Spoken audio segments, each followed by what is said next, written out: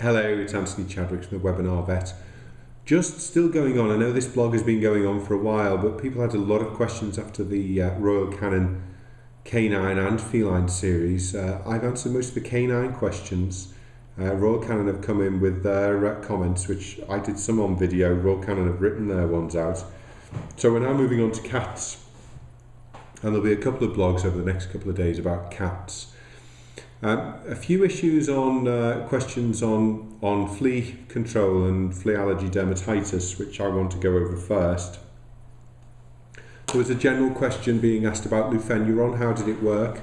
Lufenuron is a chitin inhibitor, so it actually stops the flea larvae from getting out of the egg because it softens the beak on the flea, which it actually uses to chisel its way out of the egg.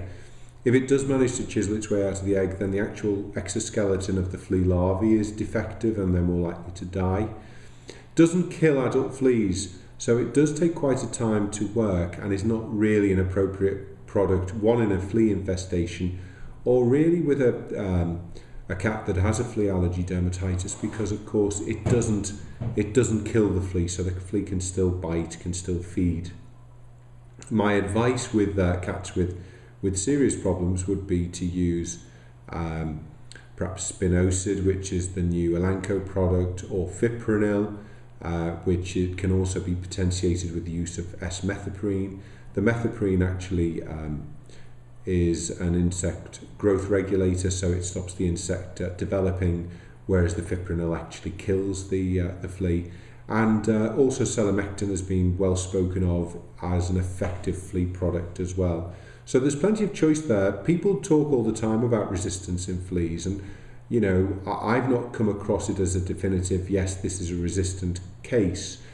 I think most of the time our problems are down to undercompliance, so we do not use the product often enough. And I would always work on that premise first before I even think about resistant cases. And you know, if you're really convinced it is a resistant case, then to me that needs to be mentioned to the company involved and also to the VMD. So that's lufenuron. That's a little mention about fipronil, about spinosad, and about selamectin. There are other products. Imidacloprid is also a good product for use in fleas in cats.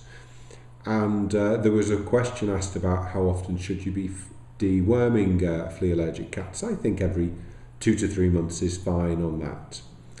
Somebody else asked me about megestrol acetate. It's a last chance saloon drug. I think if you've used steroid, if you've used cyclosporin, if you've got very good flea control and you're doing a good food trial, then if nothing seems to be work, then you use Overid. I am from a generation where Overid was used quite freely and it caused a lot of problems. So it's not a problem that I immediately jump into using. So they're my few thoughts on fleas, and tomorrow we'll be going a little bit over some of the questions we were asked about feline atopy. So looking forward to seeing you tomorrow for the blog. Thank you. Bye-bye.